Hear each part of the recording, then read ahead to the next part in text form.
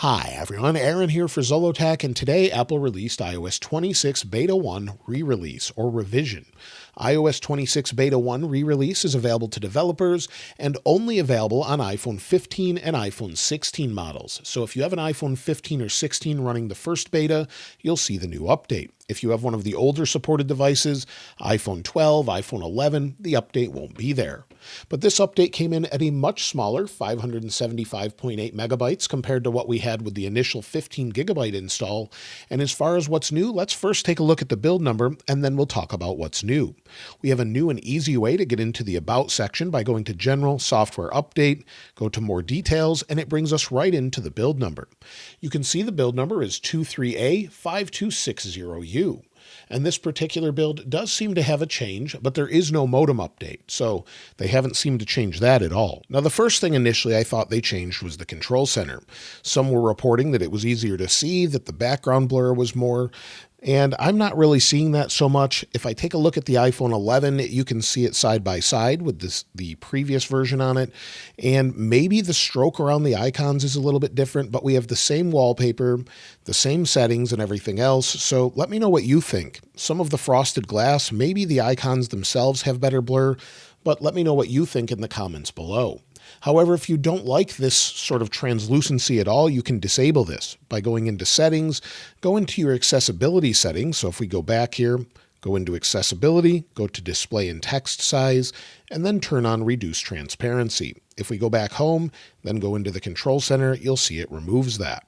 The same is true for the folders as well. So if you don't like the transparency, you can enable that. If you do like it and you like the liquid glass look, just leave it alone, and then you can, of course, utilize that. I would imagine Apple will update this more and more as people report issues with it, or they report whether or not they like it or not. The next thing that seems to be updated is the speed in which we get information from the battery. If we go into Settings and then Battery, you can see that it was last charged. I've been trying this out. Plug it in right away. It shows up, give it just a moment, and then it should give us time to finish charging. And you'll see it's much faster to fill out the graph and then the time to charge to 80 and 100%. There's also an update when you connect AirPods again for the first time, where it gives you that new splash screen that we got when we initially installed it. So not only does it connect and give me the information, but then I saw the splash screens all over again. And you can see those here where it talks about charging reminders, pause media on sleep, camera control, and then we have the option to enable pause media when I fall asleep. So that popped up right away, and also it popped up right away that it was time to charge my other AirPods. So again, that's a new notification. It just reconnected and then gave me that information right away. Now, as far as anything else new, well, so far we haven't really found anything. We still have all the gestures and things. There's still some bugs and issues, and keep in mind this is not a stable release. This is an early beta. It's not recommended for your own personal devices, so if you're worried about that, I would not install it at this point. But we'll talk about that in just a moment. And also make sure you're using the feedback app. This is something that's crucial. You get to try this out early and then provide feedback. And if you find additional bugs that are not listed in the release notes, then you can report them. And sometimes if it's something that they're not aware of or they're finding some odd issues, they'll communicate back with you and work with you on fixing that issue. Apple's actually pretty good with that. But if we go to the release notes, on the public-facing release notes, you'll see there's all sorts of things from new features to known issues such as AirPlay, where you might experience audio issues when using Auto Mix with AirPlay.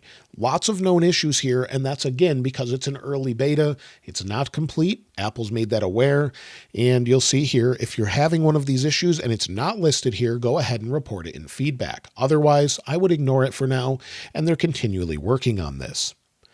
As far as overall performance, well, with this update, I noticed right away that it definitely seems to be more performant. Opening up apps, having things load, they seem less likely to freeze up. There's definitely some stutter throughout, but it so far seems to be a little bit better.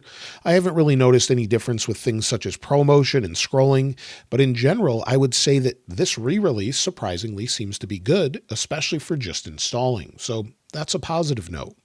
As far as battery life, well, that always takes a few days to measure, but over the past few days using the first beta, this is definitely not good battery life. Some people report great battery life, but I actually haven't seen that myself. So if we go into battery, give it a second to load again, you'll see under battery health, I'm at 100% with 228 cycles, and then you can see additional details here. So If we scroll down, you can see view all battery usage and go back and forth. And it does seem to look like it's a little bit different as well, but you'll see here 111% usage yesterday and only 3 hours and 48 minutes of screen active time. The day before, 3 hours again with 82% usage. So again, not great battery life. It's an early beta. I don't really count that against it.